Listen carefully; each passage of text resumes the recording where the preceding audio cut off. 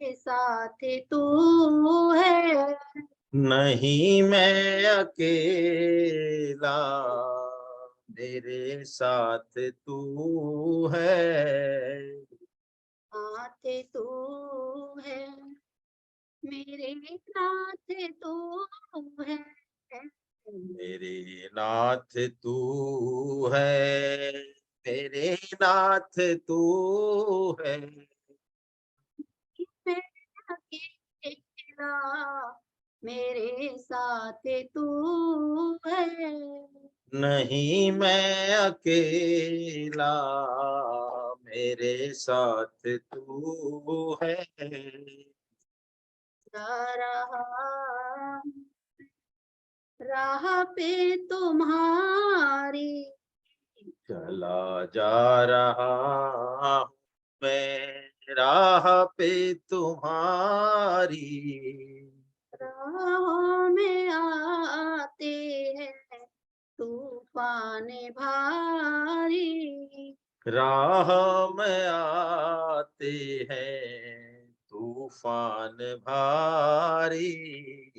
आए हुए जो मेरे हाथ तो है, ये हुए जो मेरे हाथ तू है।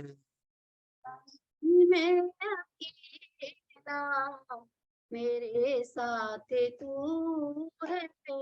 नहीं मैं अकेला, मेरे साथ तू है। तेरा इश्क तू है, मैं तेरा पुजारी। मेरा इष्ट तू है, मैं तेरा पुजारी। तेरा खेल है, मैं तो तेरा खिलाड़ी। तेरा खेल है ये तो मैं तेरा खिलाड़ी।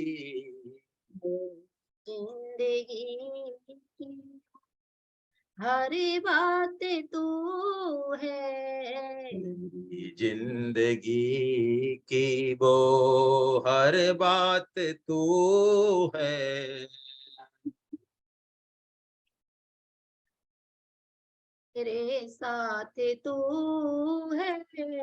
नहीं मैं अकेला, मेरे साथ तू है। नाथ तू है, मेरे नाथ तू है। मेरे नाथ तू है, मेरे नाथ तू है।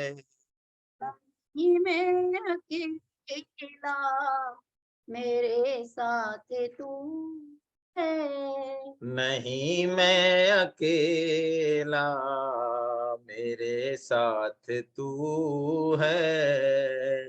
दादा से हूँ मैं, तेरे गीत गाऊं। तेरा दास हूँ मैं, तेरी गीत गाऊं।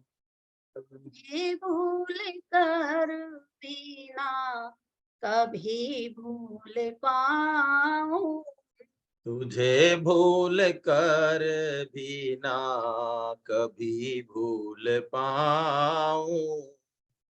दीन बंधु पे तू मात तू है। तू दीन बंधु पितु मात तू है। ये मैं अकेला, मेरे साथ तू है। नहीं मैं अकेला, मेरे साथ तू है। शक्ति तू है, मेरी भक्ति तू है। मेरी शक्ति तू है, मेरी भक्ति तू है। ये मैं अकेला, मेरे साथ तू है। नहीं मैं अकेला, मेरे साथ तू है। साथ तू है, मेरे नाथ तू है, मेरे नाथ तू है, मेरे नाथ तू है। मैं अकेला, मेरे साथ तू है। नहीं मैं अकेला, मेरे साथ तू है। तू है, मेरे नाथ तू है, नाथ तू है, मेरे नाथ तू है। मैं अकेला, मेरे साथ तू है। नहीं मैं अकेला, मेरे साथ तू है। हरे कृष्णा, हरे कृष्णा हरे हे कृष्णा। नाथ, हे नाथ, हे मेरे हे नाथ, मेरे नाथ, मैं आपकी शरण में मैं हूँ। आपकी शरण में हूँ। आप कृपा करें, आप कृपा करें, मैं आपको मैं आपको भूलूं। नारायण। भक्त भक्ति भगवंत गुरु, चतुर नाम बपुए। इनके पद बंदन किए, नासै विघ्न अनेक। सब संतन निर्णय कियो, मथि श्रुति पुराण इतिहास। भजवे को दोई सुघर, कै हरिदास। बार बार बंदन करो, श्री नाभा आभाए। जिन काढ़ो गाभा वेद को, त्रिभक्त माल रस दें। श्री प्रिया दास पद कमल पुनि, बंदउ बारंबार। कीनी भक्ति रस बोधनी, टीका अति सुख सार। चार जुगन में भक्त जिते, तिनके पद की धूरी। सर्वसु सिर धरि राखी हो, मेरी जीवन। प्रहलाद नारद पराशर पुंडरीक, व्यासाम्बरीश शुक शौनक भीष्म दाल्भ्यान। रुक्मांगदार्जुन वसिष्ठ विभीषणादि, पुण्यानिमान परम भागवतां नमः। संत सभा झांकी नहीं, कियो न हरि गुण गान। नारायण फिर कवन विधि, तू चाहे कल्याण। जो हरि प्राप्ति की आस है, तो हरि जन गुण गान। न तरु सुकृत भुंजे भी, जो जन्म जन्म पछता। भक्त दास संग्रह करे, कथन श्रवण अनुमोद। सो प्रभु प्यारो पुत्र जो, बैठे हर की। कामिही नार पियार जिमि, लोभी प्रिय जिमिदार। तिमि रघुनाथ निरंतर, प्रिय लागे मेरा। बोलो बांके बिहारी लाल की जय। आप सब वैष्णव जनों के चरणों में बारंबार वंदन। हम भक्तराज कविराज श्री जयदेव जी का चरित्र ले रहे हैं। आइए बस छप्पे का वाचन कर लें जल्दी से। जयदेव कवि नृप चक्रवई, खंड मंडलेश्वर आन कवि। प्रचुर भयो तिहु लोक गीत, गोविंद उजागर, कोक काव्य नवरस सरस, सिंगार को आगर, अष्टपदी अभ्यास करें, तेहि बुद्धि बढ़ावे, श्री राधा रमन प्रसन्न सुनन, निश्चय तेह आवे, संत सरोरुह खंड को, पद्मापति सुख जनक रवि, जयदेव कवि नृप चक्रवई, खंड मंडलेश्वर आन कवि। जयदेव जी रसराज, कविराज, श्रृंगार रस का सर्वोच्च ग्रंथ गीत गोविंद और जयदेव कवि जी के बारे में कल नाभा जी ने जिस तरह से वर्णन किया और प्रियादास जी ने जिस तरह से उस चरित्र को खोला अपने कवित्व में, हमने लिया कैसे गीत गोविंद की रचना हुई। भगवान श्री कृष्ण को, प्रिया प्रियतम को ये गीत गोविंद की रचना बहुत प्रिय है, और जहां गीत गोविंद की रचना होती है वहां भगवान उसको सुनने निश्चित आते हैं। इसलिए उनके लिए हमको आसन बिछाकर और इसका पाठ करना चाहिए। और जैसा कि कल चर्चा हुई, क्योंकि हम सब रजोगुनी हैं, काम चश्मा चढ़ा हुआ है, इसलिए गीत गोविंद का सिर्फ हमको पाठ करना चाहिए, सस्वर पाठ करना चाहिए, बड़े प्रेम से करना चाहिए, लेकिन इसके अर्थ को हमको जहां तक संभव हो नहीं पढ़ना चाहिए। कल हमने देखा कि माली की लड़की जो बैंगन के खेत में गीत गोविंद गा रही थी, तो श्री जगन्नाथ प्रभु जी उनको ड्रेस भी उस दिन बड़ी ढीली और महीन पहना दी। तो भगवान जो है उस माली की लड़की के प्रेम के बस होकर और उस बैंगन के खेत में पीछे पीछे पीछे पीछे पीछे पीछे घूम रहे हैं और गीत गोविंद सुन रहे हैं। तो उनकी जो धोती थी, जो उनका विग्रह का श्रृंगार का जो कपड़ा था वो फट गया और उलझकर, कांटों में उलझकर वस्त्र फट गए। तो पता चला, तो राजा ने फिर ये ऑर्डर पास किया, ये आज्ञा पास करी कि भाई जो भी कुछ कोई इसको गाए तो आसन बिछा के गाए, है ना। ये कैसे उत्कट प्रेम की, विरह की, उस निष्काम, उस सर्वोच्च प्रेम का प्रकटीकरण है गीत गोविंद। हम शायद इसकी कल्पना ही कर सकते हैं। शुद्ध भक्तों ने अपने पदों में इस बात को थोड़ा सा रेखांकित किया है। 2 पद हैं, सूरदास जी महाराज का है और एक परमानंद स्वामी जी का है। ये इनका भी चरित्र हम लेंगे आगे, ये भी बहुत बड़े रसिक भक्त हैं। तो परमानंद स्वामी जी ने एक पद गाया है कि ये गीत गोविंद है क्या।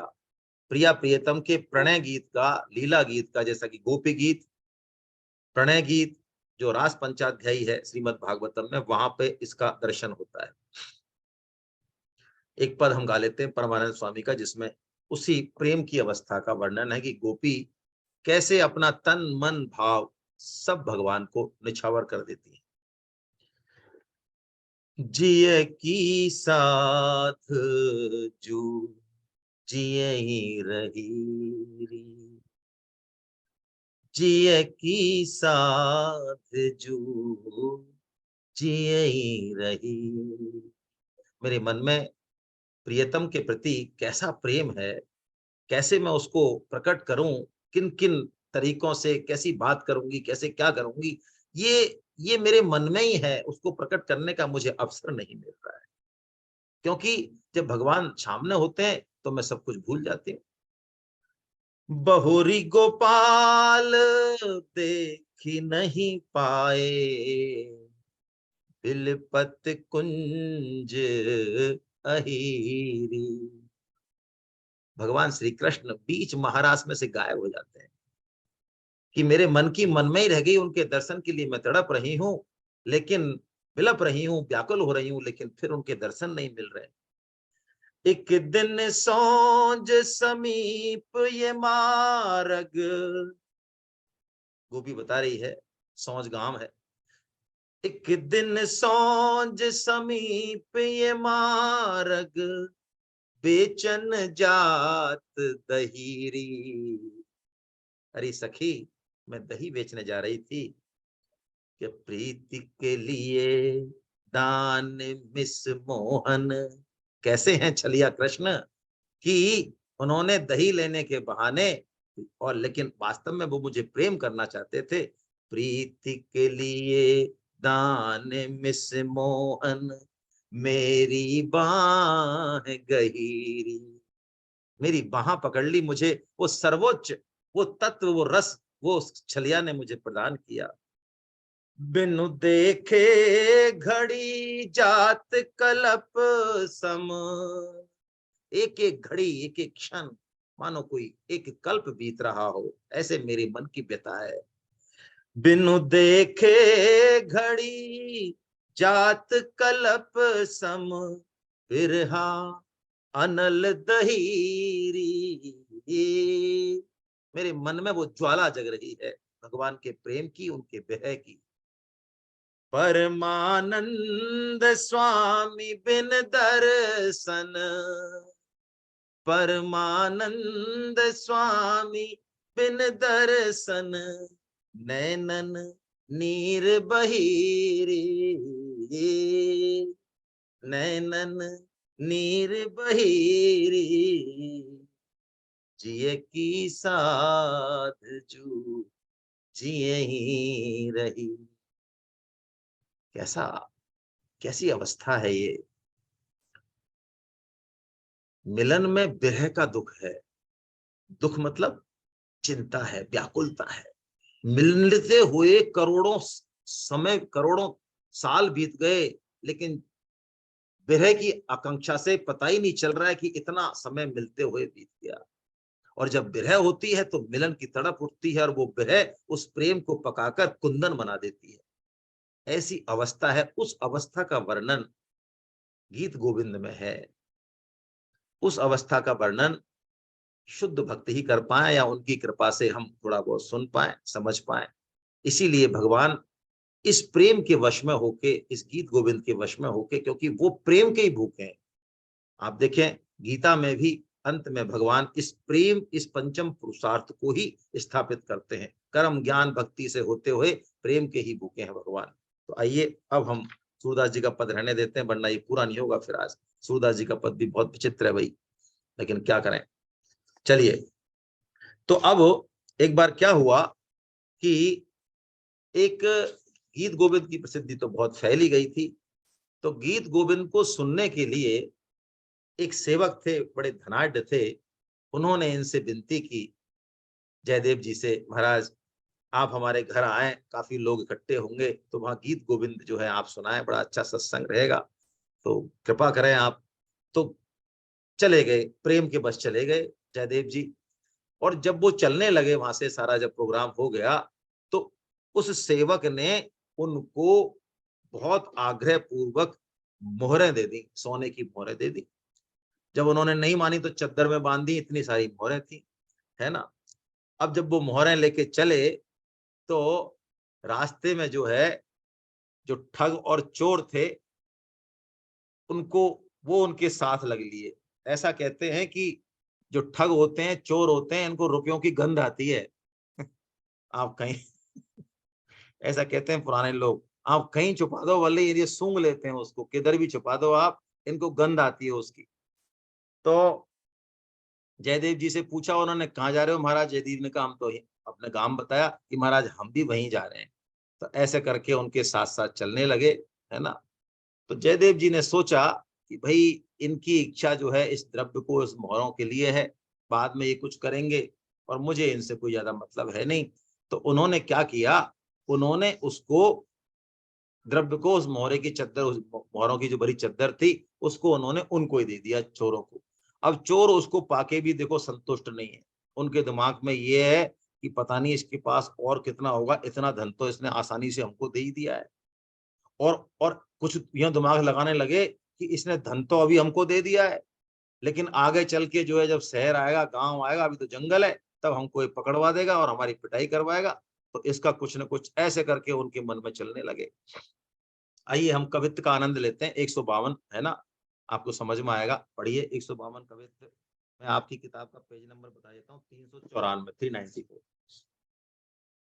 पोथी की तो बात सब कही मैं सुहात ही, ये सुनो और बात जा में अति अधिकाइए। प्रियदास जी कह रहे हैं मैंने पोथी की महिमा तो बता दी, अब मैं और घटनाएं बताता हूँ। क्या बताता हूँ? गांठी में मुहर मग चलत में ठग मिले, कहो कहाँ जात, जहां तुम चली जाइए, जहां महाराज तुम जा रहे हो वहीं हम जा रहे हैं।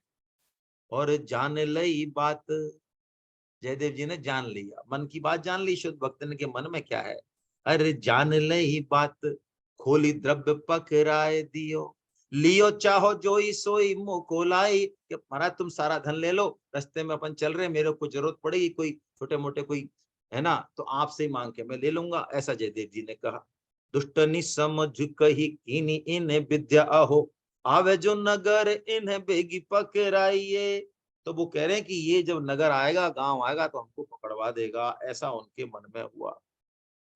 सिद्ध पुरुष जो होते हैं, शुद्ध भक्त जो होते हैं, वो धन के लोभी बिल्कुल नहीं होते।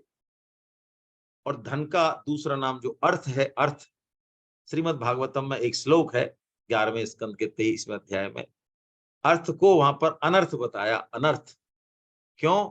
कि जहां अर्थ होगा वहां 15 तरह के अनर्थ होंगे ही होंगे। अब इसको हम बहुत सूक्ष्मता से समझेंगे तो पता चल जाएगा कि ये श्लोक बिल्कुल ठीक कह रहा है। 15 तरह के अनर्थ बताएं। चोरी होगी, हिंसा होगी, झूठ मिथ्या भाषण होगा, पाखंड होगा, काम क्रोध और अहंकार तो होगा ही होगा, भेद बुद्धि होगी, बैर होगा, ईर्ष्या होगी, और स्त्री धूत और मध्य, ये 15 अनर्थ तो होंगे ही होंगे। तो इन चोरों ने क्या किया, द्रव्य देने के बाद भी इन्होंने कहा इसको मार पीट के यहीं फेंक दो। 4 ठग थे, एक ने कहा भैया मारते क्यों हो इसको, द्रव्य तो मिल ही गया, इसको जाने दो। तीसरे ने कहा नहीं नहीं नहीं नहीं, ये राजा के पास चला जाएगा और ये बहुत बड़ा वो है, इसकी जान पहचान है। तो कुल मिला के फिर उनकी सम्मति हुई कि मारो भी मत और छोड़ो भी मत, तो इसके हाथ पैर काट दो। तो हाथ पैर काट के और उनको एक सूखे कुएं में डाल गए वो, है ना। सूखे कुएं में जब डाल गए तो वहां पर उनको बिल्कुल भी अपने शरीर के इससे दुख नहीं हुआ, और वहां जाके कुएं में रहने के, हाथ पैर कटने के बाद भी वो वहां पे भगवान श्री हरि का नाम लेने लगे, कीर्तन करने लगे, बस मुझसे बड़े प्रसन्न मन से। किसी तरह का उनको शरीर के कटने का दुख नहीं था, परम प्रसन्न थे। तो वहां का जो राजा था लक्ष्मण सेन, वो शिकार करने आया, उसके सेवक थे, बिछुड़ गया, पानी मिला नहीं जंगल में कहीं, तो पानी की खोज में उन सेवकों ने उस कुएं के पास जब आए तो उन्होंने देखा कि कुएं में से बहुत सुंदर तो आवाज निकल रही है और उस अंधेरे कुएं में उजाला हो रहा है। तो वो राजा को बुला के लाए कि महाराज वहां से कोई ऐसा लग रहा है, अंदर से कीर्तन की आवाज आ रही है और बड़ा प्रकाश सा हो रहा है अंदर से। उन्होंने, तो राजा आया दौड़ के और उसने उनको बाहर निकाला, और बाहर निकाला बिल्कुल राजा को ऐसा लगा कि मानो साक्षात कोई चंद्रदेव की एकदम प्रसन्न मुद्रा, कांति, उनके एक एक अंग से कांति निकल रही है, मानो साक्षात चंद्रदेव ही है। तो राजा ने पूछा, राजा प्रभावित हो गया, सम्मोहित हो गया उनको देख के। राजा ने पूछा ये कैसे आपको, ये क्या हाथ पैर आपके कटे हुए हैं, तो ये कैसे क्या हुआ? तो उन्होंने कहा कि महाराज हमारा स्वरूप ऐसा ही है। नाम नहीं लिया उन्होंने। और देखिए एक तरह से ये कह के उन्होंने क्या किया, जगन्नाथ जी आप याद कीजिए, इनके पिताश्री से जगन्नाथ जी ने क्या कहा और उस कन्या के पिता से क्या कहा। उस कन्या के पिता से, जो उनकी पत्नी है पद्मावती जी, उनके पिताश्री से क्या कहा जगन्नाथ जी ने कि रसिक जयदेव मेरो ही स्वरूप है, यानी जयदेव जी मेरे ही स्वरूप है। तो श्री जगन्नाथ जी का जो स्वरूप है वो कैसा है है ना। जगन्नाथ जी का स्वरूप जो है वो, उनके हस्त और पाद कैसे हैं, तो वैसा की वैसा जयदेव जी के भी हैं। वो अपूर्ण श्री कृष्ण जो है, वो विग्रह, श्री विग्रह जो है जगन्नाथ जी का, वो अपूर्ण हस्त और पाद से युक्त है। तो मानो जयदेव जी भगवान के भक्त भगवान से कम नहीं होते। वो, उन्होंने जो भगवान ने कहा वहां पे कि मेरा ही स्वरूप है, तो मानो वो भगवान के स्वरूप ही हो गए, जगन्नाथ जी के स्वरूप ही हो गए हैं।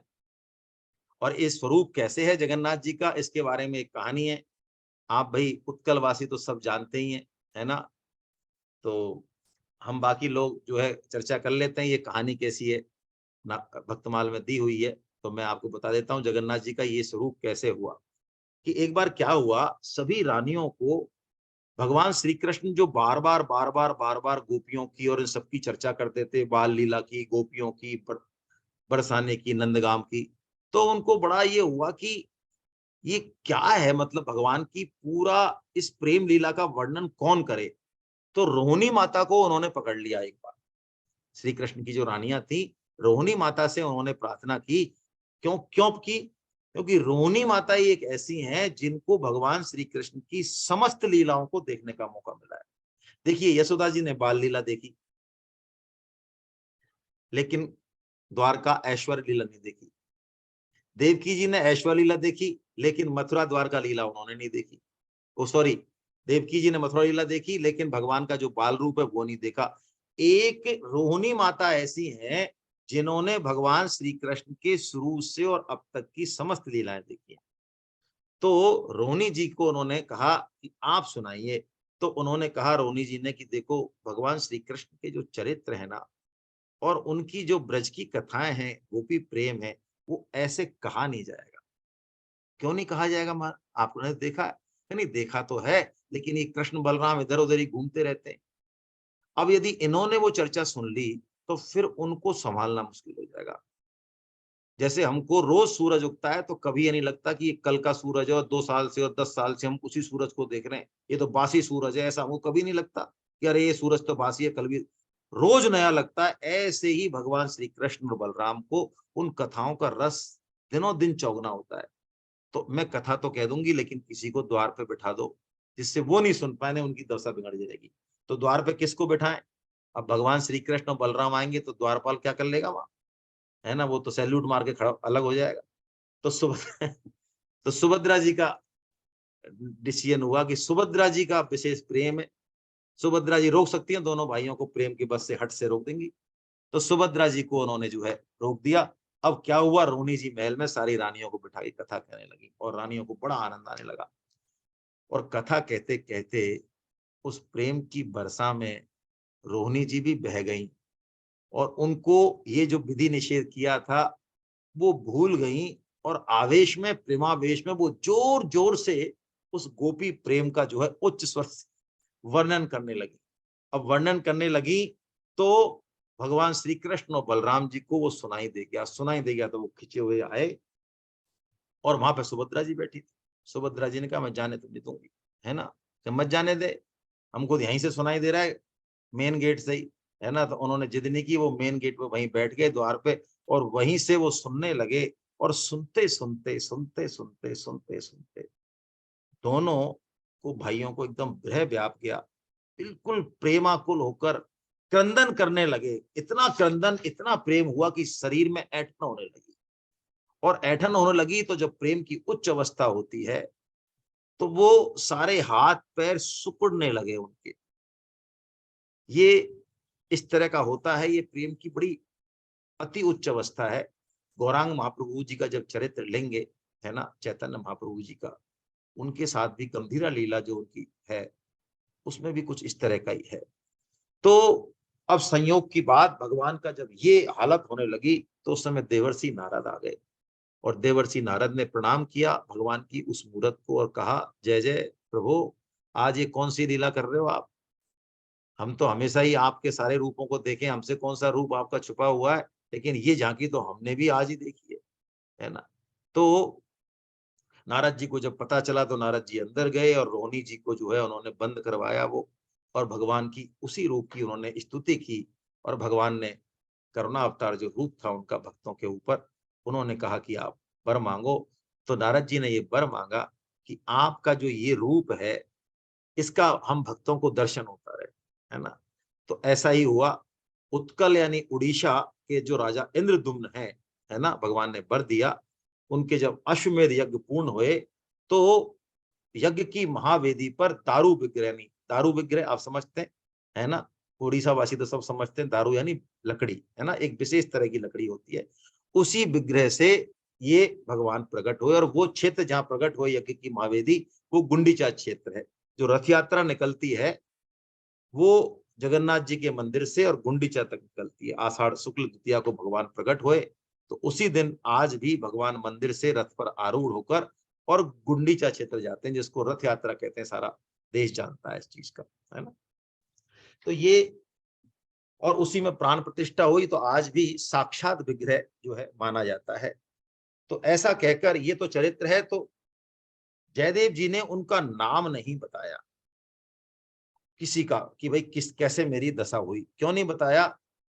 नाभाजी कुछ कारण देते हैं कि भक्त हर परिस्थिति में भगवान की कृपा ही मानते हैं। जैसा कि लक्ष्मण जी कहते हैं ना निषाद राज से, निषाद राज जब कहते हैं अरे बताओ तुम इतने बड़े राजा थे और कैकेयी मैया ने तुमको कहां से क्या वनवास दे दिया, कितना बड़ा तुमको दुख भोगना पड़ता है। तो लक्ष्मण जी निषाद को उपदेश करते हैं, वो लक्ष्मण गीता के नाम से है।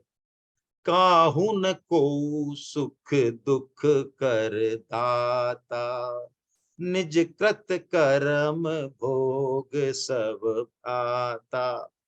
ये कि यही बात हम श्रीमद् भागवतम पढ़ते हैं तो धर्म जो वृषभ के रूप में होता है, जिसको कि वो कलयुग राक्षस का रूप धारण करके मारता है, तो परीक्षित जी आते हैं और उस वृषभ से यानी धर्म रूप वृषभ से पूछते हैं विकलांग देख के कि तुम्हारी ये दशा किसने की मुझे बताओ। तो उसका जो उत्तर है वो तो धर्मराज है ना, उनका उत्तर भी बड़ा विलक्षण है। वो कहते हैं दुख का क्या कारण है राजन, आप तो खुद ही भक्त हैं, आप जाने। कोई कारण बताता है द्वैत को, कोई बताता है भाग्य को प्रारब्ध को, कोई कहता है कर्म को, कोई कहता है ईश्वर को। लेकिन आप विचार कर लीजिए, मेरे दिमाग से तो इस दुख का कोई दूसरा हेतु नहीं है। तो ऐसे ही जयदेव जी ने भी, क्योंकि उनका स्वभाव साधु स्वभाव है, और साधु स्वभाव क्या होता है, जैसा कि तुलसीदास जी कहते हैं, साधु की तुलना उन्होंने कपास से की। कपास क्या करता है, कपास में दो गुण होते हैं, एक तो वो सफेद होता है, जैसे भक्तों का चरित्र बड़ा उज्जवल होता है, सफेद ज्ञान का प्रतीक है, प्रकाश का प्रतीक है। और उस कपास से जो धागा बनता है, वो धागा सुई जब छेद करती है कपड़े में, यानी कोई गुण दोष होता है, उसको वो ढक देती है अपना शरीर देके। तुलसीदास जी ने यही कहा, साधु चरित शुभ चरित कपासु, निरस विशद गुण में फल जासु। है ना, निरस यानी उसमें विषय रस नहीं होता। जो सही दुख पर छिद्र दुरावा, बंदनीय जेहि जग जस पावा। तो ऐसा जयदेव जी साधु चरित्र हैं। तो उन्होंने उनको ऐसा ही कहा कि मेरे लिए ये ऐसा ही मेरा स्वरूप है। तो राजा उनको ले गया, उनकी मरहम पट्टी कराई, और उनके वचनों को सुन के, उनके दिव्य दर्शन करके राजा को ये मन में विश्वास हो गया कि ये कोई बहुत बहुत कोई प्रतापशाली महापुरुष है। तो उन्होंने कहा कि मेरा बड़ा सौभाग्य है जो आपके दर्शन हो गए, तो अब आप मेरे पास ही रहो। वो कहते हैं जयदेव जी से, महाराज मेरी बहुत दिन से इच्छा थी कि मैं सत्संग करूं, किसी पुरुष के दर्शन करूं, तो भगवान की कृपा से मुझे तो आप मिल गए, तो आप यहीं विराजो आप, है ना। और आप बताओ मैं क्या करूं, आपकी जो आज्ञा हो मैं करूं। तो जयदेव जी ने उनको कहा कि आप संत सेवा करो। ये तरीका बताया उन्होंने भगवान की भक्ति करने का, कि जो भी आपको वैष्णव वेश में मिले, संत वेश में मिले, उनकी आप सेवा करो, है ना। आइए कवित्त 154 देख लेते हैं हम, है ना, कोई चीज छूट जाए। बड़े ही प्रभाववान सके को बखान अहो, मेरे को भूरी भाग दर्शन दीजिए। राजा कह रहे हैं जयदेव जी के लिए, पालकी बिठाए लिए कि ये सब ठूटनी के, यानी जयदेव जी के उनके क्षेत्र में आते ही चारों तरफ हरियाली, खुशी, आनंद छा गया है। पालकी बिठाए लिए कि ये सब टूट टूट, यानी उनके जो हाथ पैर थे उनको मरहम पट्टी करके ठीक किया, और उनके महल में और राज्य में पधारते ही सब जगह आनंद की बरस हो गई। जी के भाई भय कछु आज्ञा मोहि दीजिए, करो हरि साधु सेवा, नाना पकवान मेवा, आवे जोई संत तेने देख देख भीजिए। ये जयदेव जी ने कहा कि संत सेवा करो आप, और उनको देख के प्रसन्न हो जाओ। आए वे ठग माला, तिलक चिलक किए, तिलक के कही बड़े बंधु लख लीजिए। अब देखिए, राजा जब संत सेवा करने लगा और खूब धन लुटाने लगा, तो राजा की प्रसिद्धि हो गई। तो वे जो चार ठग थे, जिन्होंने जयदेव जी के हाथ पैर काट के उनको सूखे कुएं में डाला, तो उन्होंने भी बढ़िया से जो है तिलक विलक लगा के, चमकीले और वैष्णव वेश धारण करके, और वे भी राजा के वहां पर आ गए तिलक लगा के। और जैसे ही वे वहां हाजिर हुए दरबार में, तो जयदेव जी बैठे थे, राजा बैठे थे। तो जयदेव जी ने जैसे ही उनको देखा, तो राजा को बुलाया अपने पास। जनरली वो बुलाते नहीं थे, और उनसे कहा, जयदेव जी ने, महाराज ये मेरे बड़े गुरु भाई हैं ये चारों संत, तो इनका आप विशेष स्वागत करना, विशेष, और इनको ऐसी वैसी जगह मत ठहरा देना आप, इनको ऐसा करो आप, इनका आप अपने जो आपका महल है, निजी महल, वहीं पे इनका आप आसन, है ना, जहां संत निवास में मैं ठहरा हुआ हूँ महल के बगल में, वहां भी मत लगवाओ, है ना, इनका तो आप अपने वहां आसन लगाओ, है ना। क्यों किया उन्होंने ऐसा? देखिए दो तीन चीजें हैं। एक तो संत को दोष दिखते ही नहीं, वो चारों ठग, ठग है ही नहीं उनके लिए, उनका तो वो भगवान रूप में ही दर्शन कर रहे हैं, एक तो ये बात है। दूसरी बात ये है कि यदि इनका मैं मेरे पास आसन लगवाऊंगा तो इनके मन में जो इन्होंने जो काम किया है उससे देख के इनको बड़ा संकोच होगा, है ना। और संत निवास में आसन लगवाऊंगा तो वहां पे बहुत सारे संत आते रहते हैं, इनको कुछ आता जाता है नहीं, इन्होंने तो बस तिलक छापे लगा लिए वैष्णव वेश, तो कई संतों ने कुछ आपस में इनसे चर्चा वर्चा करी तो इनकी तो पोल पट्टी खुल जाएगी, और पोल पट्टी खुलते ही फिर राजा इनको जेल वेल में डाल देगा, तो इनका बेचारों का बुरा हो जाएगा। तो ऐसा करके उन्होंने कहा कि इनको जो है आप बिल्कुल भी अपने वहीं ले जाइए और वहीं इनकी संत सेवा कीजिए। और राजा को स्पेशल आज्ञा दे दी जयदेव जी ने, जबकि इतने बड़े बड़े संत आते थे, उन्होंने ऐसी आज्ञा कभी दी नहीं। तो राजा तो पूरे मन और प्राण से उनकी जो है सेवा में लग गया। और वो जो है, वो जो चारों ठग थे, जब वो इतना वीआईपी ट्रीटमेंट उनका होने लगा, उनकी हालत खराब है, उनको जितना भी मेवा मिष्ठान 56 भोग हैं वो उनको भा नहीं रहे। वो तो कह रहे हैं महाराज बस बहुत हो गया, अब हमको आज्ञा दो, आज्ञा दो। वो कह रहे हैं अरे आज्ञा तुमको कैसी आज्ञा दे दूं मैं, तुम तो हमारे गुरुजी जो हैं उनके भी गुरुजी के भी गुरु के बड़े भाई हो भाई, तुमको अब उनको डर ये लगता है, उनको डर ये लग रहा है कि ये कहीं फंसा तो नहीं रहा है हमको, ये जयदेव जी जो हैं ये हमको इस तरह रखवा दिया है ना राजा के यहाँ, तो किसी दिन ये हमको सीधा फांसी पे लटकवाएंगे। तो बार बार वो रोज आज्ञा मांगे, रोज आज्ञा मांगे उससे। राजा भी बड़ा परेशान, आखिर में राजा ने कहा कि वो संत सेवा तो महाराज बहुत अच्छी चल रही है, लेकिन वो रोज जो है जाने की आज्ञा मांगते हैं। तो जयदेव जी समझ गए कि इनको जो है कि महाराज आप खूब इनको, है ना, दान धन देके, और आप ठीक है जैसी उनकी इच्छा है उनको प्रणाम कहना मेरा, और उनको आप विदा करो। पूछू नर नर को 156वां पढ़ रहा हूँ, है ना, मांगे बार बार विदा, है ना, वो सॉरी 55वां पढ़ रहा हूँ। नृपति बुलाए कही ये हरि भाई भरी, ढरे तेरे भाग्य अब सेवा फल लीजिए। जयदेव जी कह रहे तेरे भाग्य तेरे खुल गए राजा, ये चार जो है मेरे बड़े गुरु भाई आगे बहुत बड़े संत, इनकी तू सेवा कर। गयोले महल मांझ टहले लगाए लोग, लगा दिए नौकर चाकर सेवक लगा दिए, लागे होने भोग, और भोग होने लगे 56 भोग।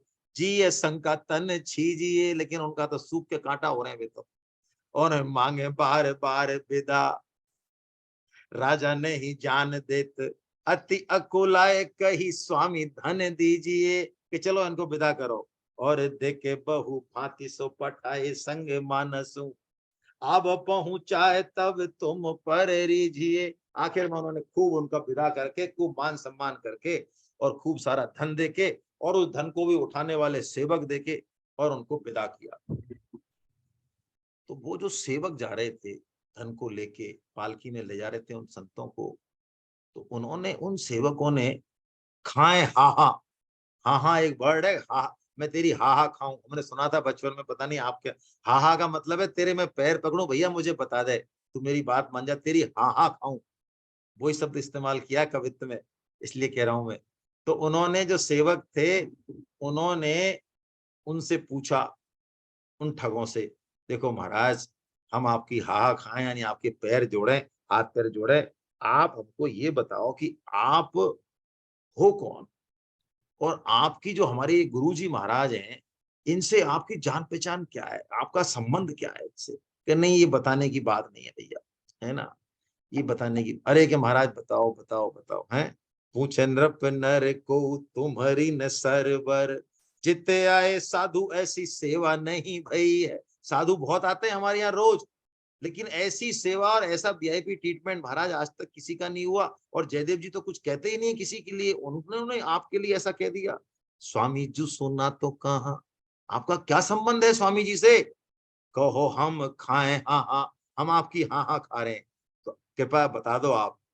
तो कह उन्होंने कहा चलो अब तुमको बता देते हैं भाई।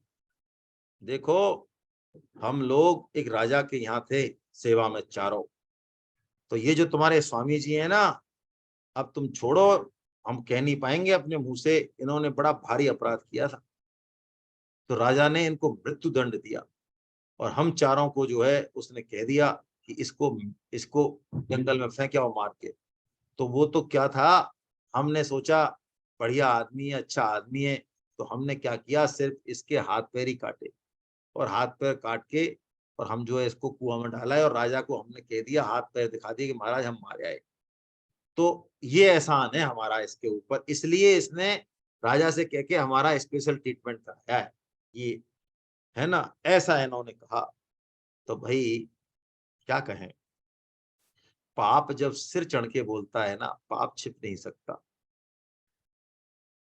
अंत समय में ऐसा कोई पाप हो जिसे हमने सबसे छुपा लिया है, वो पाप अंत समय में याद आएगा, ये स्मरण का विज्ञान है।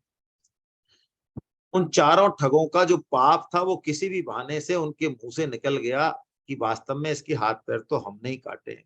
तो क्या हुआ, फाट गई भूमि सब, ठग वे समाई गए, भय बेचकते दौरे स्वामी जू पे आए। धरती फट गई, इतना बड़ा झूठ, भक्त का इतना बड़ा अपमान धरती माता सहन नहीं कर पाई, धरती फट गई, और वो चारों ठग उसमें समा गए द्रव्य समुद्र। तो वो जो सेवक थे वो दौड़ के राजा के पास आए, और उन्होंने बताई सारी बात कि महाराज ये ऐसा ऐसा हुआ।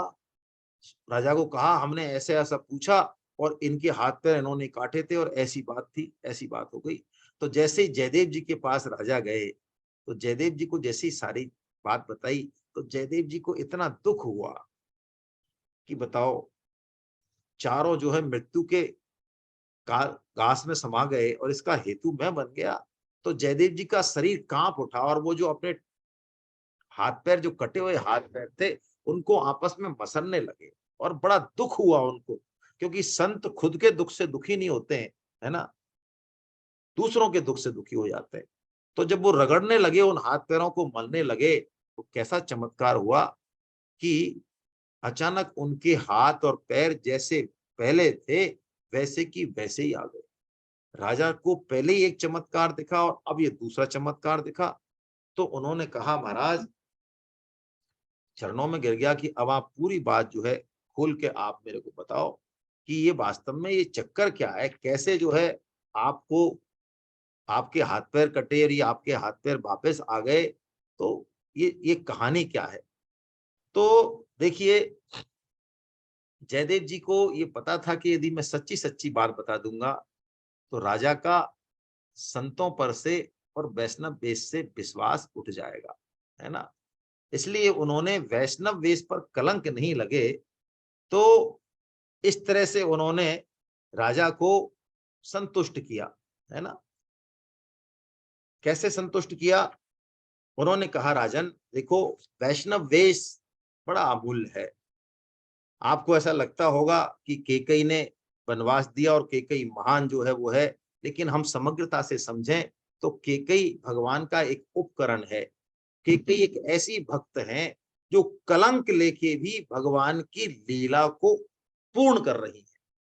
तो हमारी दृष्टि इस तरह से होनी चाहिए। ऐसा करके उन्होंने राजा को संतुष्ट कर दिया, और राजा बड़ा प्रसन्न हुआ। तो वो जब वहां गए, राजा उनको लेके वहां पर गया, तो कहते हैं वहां पे राजा जयदेव जी ने भगवान से स्तुति की।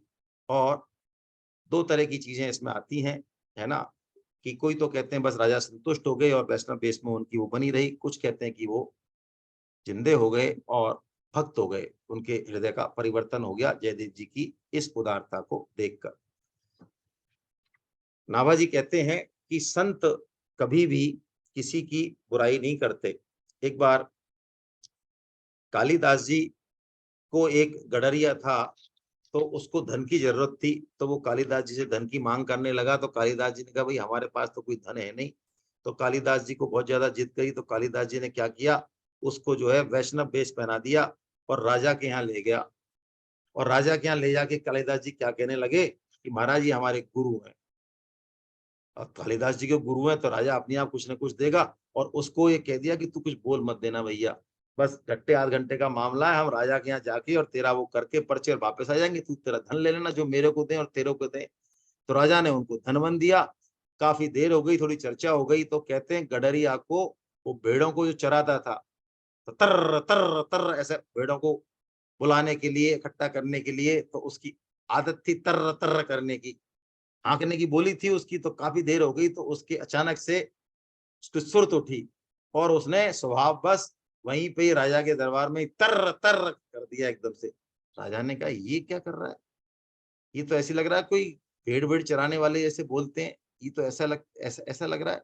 कालिदास जी से पूछा, कालिदास जी ने कहा महाराज आप इस तरह से दोष दृष्टि मत करो, है ना, ये कह रहे हैं हमारे गुरुदेव, इनकी भाषा बड़ी अलग है, ये ऐसे कह रहे हैं कि आप जो है कुल सहित तर गए, अब इनके दर्शन हो गए ना आपको।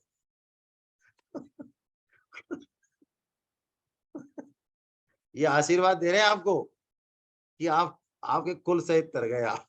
तो राजा बड़े प्रसन्न हुए। ऐसे जो है उन्होंने भी राजा के मन में संतों के प्रति कोई वो नहीं किया। तो अब जयदेव जी का ये प्रभाव देख के जो इनकी धर्म पत्नी थी पद्मावती, उनको भी गांव से राजा ले आया, किंद बिल्बू जो आश्रम था उनका, और वहीं महल में रख लिया। अब क्या होता है कि पद्मावती जी और राजा की जो रानी थी वो साथ बैठी थी एक बार। तो रानी की जेठानी है ना, रानी की सॉरी हाँ, रानी की भाभी भाभी, तो उनके पति खत्म हो गए, शरीर छोड़ दिया उन्होंने, तो उनकी भाभी उनके साथ सती हो गई। तो जब समाचार आया तो रानी ने पद्मावती जी को कहा कि देखो कितनी हमारी उच्च कोटि की भाभी हैं कि अपना जीवन उन्होंने न्यौछावर कर दिया, पति के साथ वो भी सती हो गई। तो पद्मावती जी ने क्या कहा, पद्मावती जी ने कहा रानी जी बात तो तुम्हारी बढ़िया है, आपकी भाभी बहुत सती साध्वी थी, लेकिन एक बात मैं आपको बताऊं कि सती साध्वी होने के बजाय उत्तम पतिव्रता जो होती है वो तो सती होने के लिए भी नहीं रुकती है, वो तो जैसे ही पति का वियोग या मरण का समाचार सुनती है उत्तम पतिव्रता उस समय ही प्राण छोड़ देती है, क्योंकि इष्ट के वियोग में, है ना, जलना कोई ज्यादा अच्छा नहीं है। तो रानी ने कहा कि ऐसी पतिव्रता तो शायद आप ही होंगी, हमने तो कोई ऐसी सुनी नहीं। रानी के मन में वो बात चुभ गई। तो रानी ने क्या किया, राजा से जिद करी और जयदेव जी को कहा, राजा को कहा कि जयदेव जी को लेके आप बाग में चले जाना थोड़ा लंबा, है ना। राजा ने उनको मना किया कि भाई ऐसा कोई कुचक्र तुम मत मत करना, ये बहुत शुद्ध भक्त हैं, महापुरुष हैं, तुम्हें पाप लगेगा। लेकिन वो तो नहीं मानी, त्रिया हट है, राजा जोगी बाल हट सकल लोक देखात, और पै नारी हट अति कठिन चले प्राण हो जात। तो राजा को मना लिया रानी ने। तो रानी जी के कहने पे राजा जी जयदेव जी को लेके चल दिए। और जब चल दिए तो पीछे से रानी ने दासियों को सिखाया और पद्मावती के सामने जो है एकदम से वो रोने लग गई कि जयदेव जी ने शरीर छोड़ दिया बाग में। तो पद्मावती जी ने क्या कहा, पद्मावती जी ध्यान मग्न हो गई और फिर बोली कि अरे हमारे पति तो, हमारे स्वामी जी तो बड़े अच्छे से हैं, ये तुमको झूठी खबर किसने दी, है ना, वो तो बिल्कुल ठीक है, तुम मत रोना पीटना बंद कर दो, वो बिल्कुल ठीक है। तो रानी की एकदम से पोल खुल गई। रानी ने कहा अरे इसको पता लग गया। लेकिन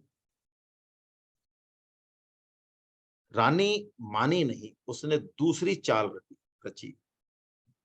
उसने दूसरी चाल रची कि नहीं मैं इसकी परीक्षा पूरी करूंगी चाहे कुछ भी हो जाए। हालांकि राजा ने मना किया कि तुम इसकी परीक्षा ऐसे मत करो, लेकिन रानी की माया का, तो उन्होंने क्या किया, छप्पे ले लेते हम, सॉरी कवित्त ले लेते हैं। हाँ हाँ,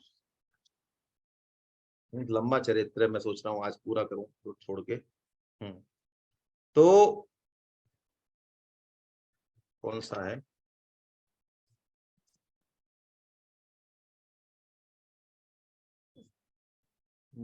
59 आ गया ना, ये तो 59 के बाद।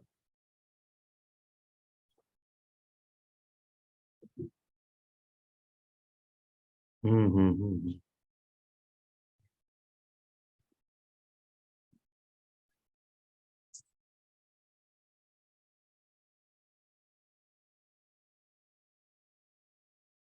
हम्म। तो दूसरी बार रानी ने क्या मायाजाल रचा। मायाजाल ये रचा कि दूर ले गए उनको कहीं और दूसरी बार भी उन्होंने किसी दासी से ऐसा कहलवाया कि स्वामी जी तो जो है शरीर उन्होंने छोड़ दिया। तो ये पद्मावती जी को पता था, लेकिन जब उन्होंने देखा कि रानी बड़ा हठ पे आ रही है और इसकी मति बिल्कुल खराब हो गई है, ये मेरी परीक्षा लेना चाह रही है, प्रेम परीक्षा, तो पद्मावती जी ने जैसे ही ये समाचार सुना तो अपना शरीर छोड़ दिया इस समाचार को सुनते ही। और जैसे ही शरीर छोड़ा तो रानी की हालत खराब हो गई। और जब राजा आए और राजा को पता चला कि पद्मावती जी शरीर छोड़ चुकी हैं, तो राजा खुद जो है अपना शरीर आग में जलाने के लिए तैयार हो गए कि मेरे कारण ये पद्मावती जी हो गई कि जो है प्राण चले गए। तो जयदेव जी आए और जयदेव जी ने राजा को रोका। उन्होंने कहा देखो, ये जो पद्मावती जी गई हैं, आप ऐसा मान लो भगवान की ऐसी ही कृपा थी, आप इसमें जलने का मत करो। आप यदि आत्महत्या करोगे तो आपको बहुत कलंक लगेगा, बहुत पाप लगेगा। तो राजा ने कहा महाराज, मैंने आपके उपदेशों पर पूरा मिट्टी डाल दी, मैं इतने दिन से आपका संग कर रहा हूँ, इतने दिन से आपके उपदेश सुन रहा हूँ, लेकिन अब मेरे को इतनी लज्जा आ रही है कि मेरे से अब जीवित नहीं रहा जाएगा, क्योंकि आपका संग पाकर भी मेरे में भक्ति का इतना सा भी लेश मात्र नहीं आया। तो ऐसा कह के राजा जलने के लिए तैयार हुआ। तो गीत गोविंद गाया जयदेव जी ने, और गीत गोविंद को गाते ही जो पद्मावती जी थी वो जीवित हो गई। पद्मावती के जीवित होने के बाद अब जयदेव जी ने कहा कि ठीक है, अब एक बार इस तरह का थोड़ा सा मन मुटाव हो गया स्त्रियों में, तो उन्होंने फिर पद्मावती जी को लेके और राजा को कहा कि अब आप हमको जो है आज्ञा दो, जिससे कि हम अपने गांव में ही अब रहेंगे। आपके यहाँ सत्संग भी खूब हो गया और संतों को ज्यादा रुकना भी नहीं चाहिए, तो इसलिए मैं आप मेरे को आज्ञा दो। तो पुनः अपने आश्रम में आ गए। अब उनकी शरीर की अवस्था भी काफी ढल गई थी, और ऐसा कहते हैं जो कुंद बिल्बू जो इनका आश्रम था, उस आश्रम से 18 कोस गंगा जी बहती थी।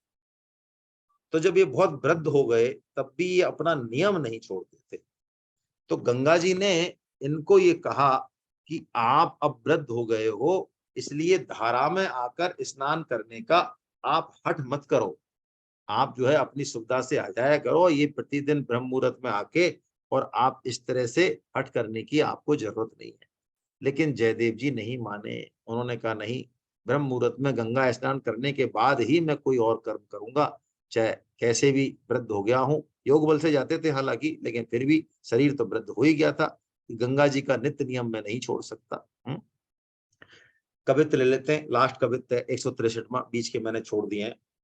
देव धुनि सोत हो 18 कोस आश्रम ते, सदाई स्नान कर धरे जोग्यताई को, और भयो तन वृद्ध तऊ छोड़े नहीं नित्य नेम, प्रेम देखे भारी निशि कही सुखदाई को। निशि यानी रात में स्वप्न देखे गंगा जी ने उनको कहा कि आप इस तरह से इस नियम को छोड़ दो। अब आवो जिनी ध्यान करो मत हट ऐसो मानी, नहीं आऊं मैं ही जानो कैसे आई को। आखिर में गंगा जी ने कहा कि चलो तुम अपना हट नहीं छोड़ते हो, तो अब मैं तुम्हारे आश्रम के समीप आ जाती हूँ। तो जयदेव जी ने कहा कि आप मेरे आश्रम के समीप पधार जाएं, ये बात तो बहुत ही बढ़िया है, लेकिन मेरे को पता कैसे चलेगा कि गंगा जी मेरे आश्रम के समीप आ गई हैं। गंगा जी एक तो ऊपर से बहती हैं, नीचे के स्रोत भी बहते हैं। उनके पास एक सरोवर था आश्रम के बिल्कुल पास, तो वो कहती हैं कि मैं उस सरोवर में आ जाऊंगी। तो आप उस सरोवर में आ जाओगी, यानी वो सरोवर का जल गंगा जल हो जाएगा, इस बात का पता मेरे को कैसे चलेगा। ये जयदेव जी ने कहा। उनको तो पता ही चलना था, वो तो हमारे जैसों के लिए कह रहे हैं, वहां के जो आसपास के लोग हैं उनको जताने के लिए कह रहे हैं गंगा जी, जिससे सब मान लें कि हाँ भाई गंगा जी आ गए, उनको तो पता ही है। तो गंगा जी ने कहा कि जब इस सरोवर में फूल खिल जाए, कमल के बिल्कुल सुंदर सुंदर बड़े बड़े फूल खिल जाए, तो आप मान लेना कि मैं प्रकट हो गई। फूल देखो कंज तब कीजियो प्रतीति मेरी, तब मेरा विश्वास करना। भई बही भांति से वे अब लो सुहाई को। तो तब जाके जब गंगा जी प्रकट हुई, सारे गांव वाले इकट्ठे हुए, पता चल गया सबको, तो एकदम से बड़े बड़े सुंदर कमल के फूल उसमें खिल गए सरोवर में। तब जयदेव जी ने उसी सरोवर में गंगा मान के, और तब उन्होंने वो अपना नित्य नियम 18 कोस की जगह वहीं से निभाया। और इसीलिए इसको जयदेवी गंगा कहते हैं, जयदेवी गंगा, है ना, जयदेवी गंगा कहते हैं। और अंत में ऐसा वर्णन आया है कि जयदेव जी अपनी परम साध्वी धर्म पत्नी पद्मावती जी को लेकर, और अपने वो चाचा जो थे निरंजन, जिन्होंने उनका घर कपट से लिया था, शुरू में हमने चरित्र देखा, और कुछ उनके जो और सत्संगी परम मित्र थे, उनको लेकर वो वृंदावन चले गए। और वृंदावन में निकुंजों में गीत गोविंद का अहर्निश गान करते हुए, और उस निकुंज लीला में जिसमें बड़े बड़े योगी ऋषि और मुनियों का प्रवेश संभव नहीं है, भगवान शिव भी जिसमें गोपी वेश बना के धारण करके जाते हैं, उस निकुंज लीला का प्रत्यक्ष उन्होंने दर्शन किया। इस 5 भौतिक शरीर से दर्शन किया उन्होंने। क्यों? क्योंकि उनके पास जो गीत गोविंद का पद था, उसको सुनने के लिए प्रिया प्रियतम बड़े बेचैन रहते थे। तो अंत समय उनका उस नित्य भगवान के विहार का अवलोकन करते हुए, और इस 5 भौतिक शरीर का परम लक्ष्य प्राप्त करते हुए, और श्री प्रिया प्रियतम के साथ ही वो नित्य लीला में ही शरीर लीन हो गए। ऐसा कोई उनका चिन्ह, हालांकि कहते हैं एक समाधि बनी हुई है वृंदावन में, जिसको जयदेव समाधि कहते हैं, लेकिन उनका ऐसा कोई शरीर का मिलना और ऐसा बताते नहीं है। ऐसा कहते हैं कि वो निकुंज लीला में ही अष्टपदी का गीत गोविंद का गान करते हुए, प्रिया प्रियतम को सुख प्रदान करते हुए ही उन्होंने अपने जीवन के लक्ष्य को जो है पूर्ण किया। बोलो जयदेव जी भगवान की जय। हरे कृष्णा हरे कृष्णा हरे कृष्णा। अच्छा समय हो गया ना 56, ठीक टाइम तो हो गया। चलिए हरे कृष्णा। गीता क्लास के रजिस्ट्रेशंस तो मेरे ख्याल से 2000 के आसपास हो गए हैं। अब देखिए हमारी कुछ इस तरह की बुद्धि होती है, हम सबकी क्या करें कि बिल्कुल जैसे एग्जाम आते हैं तो हम लोग पढ़ना चालू करते हैं, पूरे साल हम पढ़ते नहीं है, और एग्जाम में मुझे तो याद आता है, मैं तो अपनी बात बताऊं जो सबके साथ होती होगी, 2 एग्जामों के बीच में यदि एक दिन होता है ना, सपोज गैप एक दिन होता है, 3 दिन नहीं होते मान लो, उस समय विचार आता है कि यदि इसमें एक की जगह हमको 3 दिन मिल जाते हैं ना भाई साहब, तो हम यूनिवर्सिटी को टॉप करके दिखा देते। तो वे 3 दिन हमको मिले नहीं है क्या पहले साल भर, है ना। वे ऐसे ही जो है साधकों के फोन आ रहे हैं कि साहब हमारे कुछ लोग रह गए हैं, और ये है और वो है और फलाना है, अब बस आप 5-7 दिन यदि और कर दो तो हम जो है 10-20-50 रजिस्ट्रेशन और करा दें। अब ठीक है, अभी तो महावीर जी जाने हैं भाई, अब वो खोलने हैं कि नहीं खोलने, मैं तो जो है कह ही सकता हूँ, उनसे रिक्वेस्ट करूंगा मैं उनसे, और खोल दें 5-7 दिन, है ना, क्योंकि क्लास तो मार्च में ही शुरू होंगी। हालांकि तैयारियां करनी पड़ती हैं आचार्यों का, और सारा क्लास के बनाने का सारा सिस्टम करना पड़ता है, टाइम लगता है उसमें। फिर भी सुधीर जी कह रहे हैं, देखिए हमारे सुधीर जी कुछ कहना चाह रहे हैं। सुधीर सर, हरे सुधीर जी कृष्ण हरे सर। हरे कृष्णा प्रभु। सर बढ़ा दिया डेट 22 तारीख तक। बढ़ा दी क्या? मैंने आज देखा नहीं व्हाट्सएप। अच्छा नहीं 22 आज तक बढ़ा दी। हाँ 22 तक और 22 तक बढ़ा दिए। अच्छा अच्छा ठीक है हाँ, बहुत बढ़िया है। फिर तो 15 और 7 22, 7 दिन बढ़ा दी मतलब। 7 दिन बढ़ा दिए सर, 7 दिन। ठीक है ठीक। अब तो नहीं बढ़ाएंगे ना, वरना फिर ये लोग अपने नहीं, को पैसे समझेंगे फिर। उन्होंने यही कहा अंतिम रूप से बढ़ाई जा हाँ, रही है। अब मेरा ये भी निवेदन है कि अब नहीं बढ़ाए, नहीं तो फिर यूं बिल्कुल लगेगा कि ये ऐसे ही कहते रहते हैं। बिल्कुल सर, बिल्कुल सर। चलिए बहुत बढ़िया, फिर तो बढ़ा दी तो चलो ठीक है भाई। फिर तो पहुंचा दो टारगेट को भाई, आप सबको प्रणाम। 2500 के टारगेट पे पहुंच जाए तो बढ़िया है ना। 34 की। और किसी के मन में कोई बात हो तो बताएं। कल एकादशी का संकीर्तन है, सब एकादशी करें। और कोई आना चाहे एकादशी संकीर्तन में तो हम लोग ग्रुप में मैसेज डालते हैं, आप पधारें। आप अपने घर पे भी संकीर्तन करा सकते हैं। हम करीब 10-15 लोग हैं जो एकादशी संकीर्तन में जुड़े हुए हैं।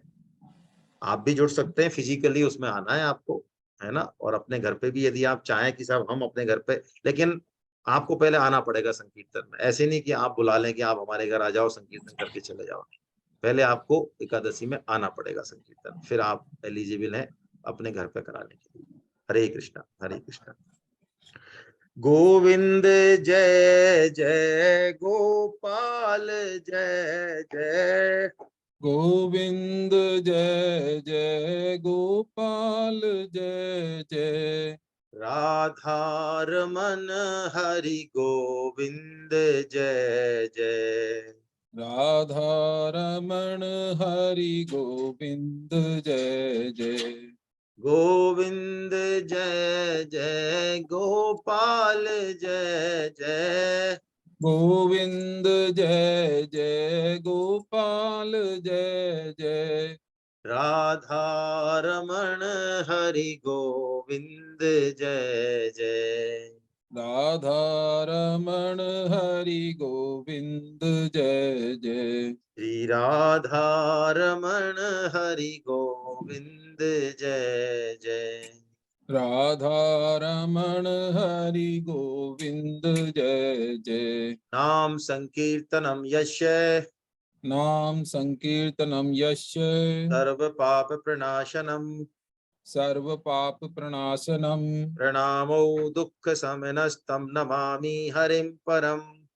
प्रणामो दुःखम नस्तम नमामि हरिम परम। बोलो वृंदावन बिहारी लाल की, जय हो, बिहारी लाल की, जय बोलो हो, राधा गोविंद देव सरकार की, जय अर्जुन हो, के भगवान श्री कृष्ण की, जय मीरा हो, के गिरधर नागर की, जय सूर हो, के श्याम की, जय ब्रज हो, भानु सुता राधा रानी की, जय हो, मर्यादा पुरुषोत्तम भगवान श्री राम की, जय हो, जानकी माता की, गौ जय हो, माता की, धरती जय हो, माता की, जय साधक हो, संजीवनी की, जय हो, श्रीमद् भागवत महापुराण की, जय श्री हो, श्री भक्तमाल की, जय श्री हो, जगन्नाथ जी महाराज की, जय हो, सब जय हो, संतों की, जय हो, सब भक्तों की, अनंत कोटि वैष्णव वृंद की जय हो। आज के आनंद जय हो। आप हरे सभी कृष्ण, हरे जनों के कृष्ण, चरणों में दंडवत प्रणाम। हरे जय कृष्णा। हम मिलेंगे फिर मंगलवार को अगले चरित्र को लेके। हरे कृष्णा हरे कृष्णा हरे कृष्णा। जय जगन्नाथ जय जगन्नाथ जय जगन्नाथ।